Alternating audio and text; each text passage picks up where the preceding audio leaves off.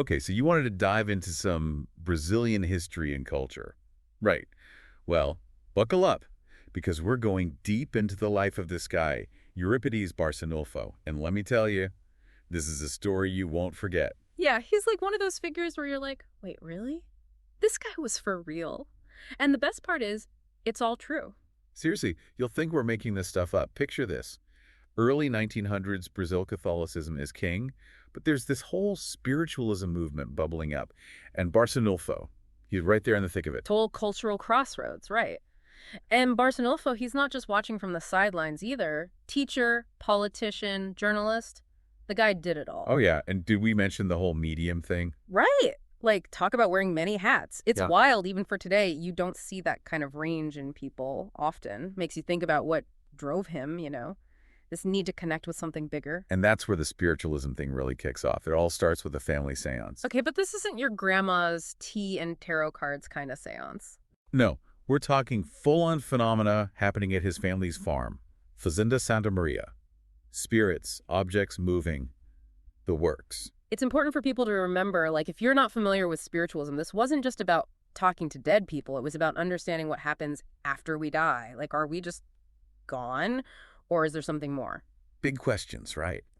And at first, Barsanulfo, he is the skeptical one of the family. Then his uncle, Mariano, who was a total non-believer before, has this huge shift, embraces spiritualism, and gives Barsanulfo this book, Depois de Mort. After Death, written by this guy Leon Denis, who was a huge name in French spiritualism. And that's what changed it all for Barsanulfo. It definitely had a big influence. Denis was exploring things like reincarnation, what happens to our consciousness. It's heady stuff, right? Makes you think. Definitely got the wheels turning in Barsanulfo's mind. But even with all this, he's not just blindly following. He's at a seance, and he decides to test the spirits. How so? He asks his relative, who's channeling a spirit at the time, and keep in mind, this relative couldn't even read this. He asks for a deep explanation of a really complex Bible passage. Talk about putting your beliefs to the test. So, what happened? Did the spirit pass the test? Well, according to the stories, the spirit, through Barsanulfo's relative, gives this amazing, intricate explanation. Oh. Right. And you can imagine for Barsanulfo, that was a turning point. This wasn't just blind faith anymore. It was like, okay, something real is happening here. It was like that moment solidified it for him, Mm-hmm. From then on, Barsanulfo dives headfirst into spiritualism.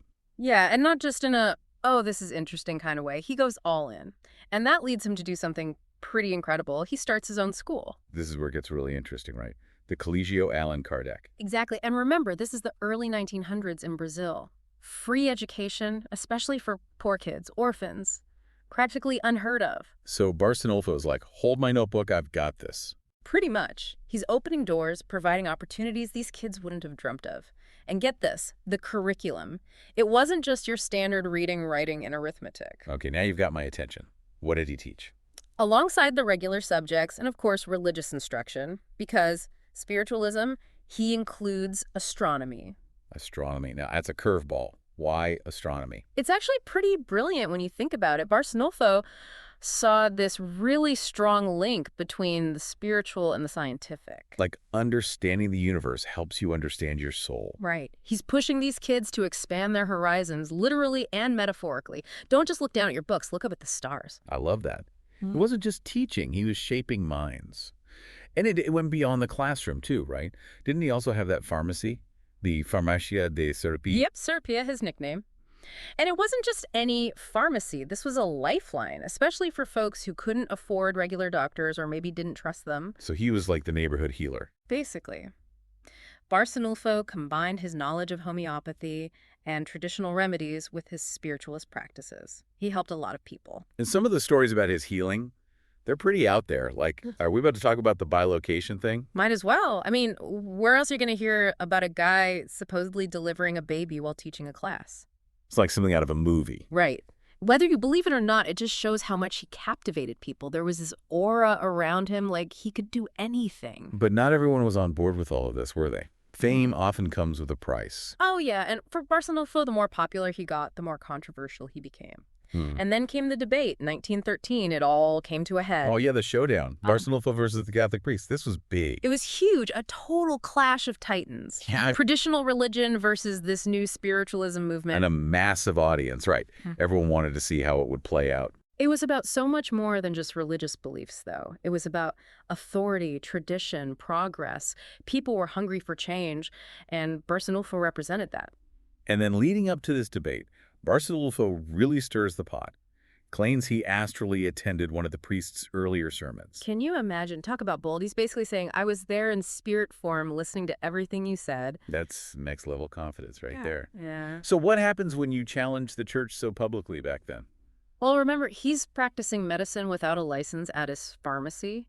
The authorities already had their eye on him. The debate just throws fuel on the fire. And that's when the legal trouble starts. Right. Suddenly, this beloved healer, this educator, this champion of the people, he's in the hot seat.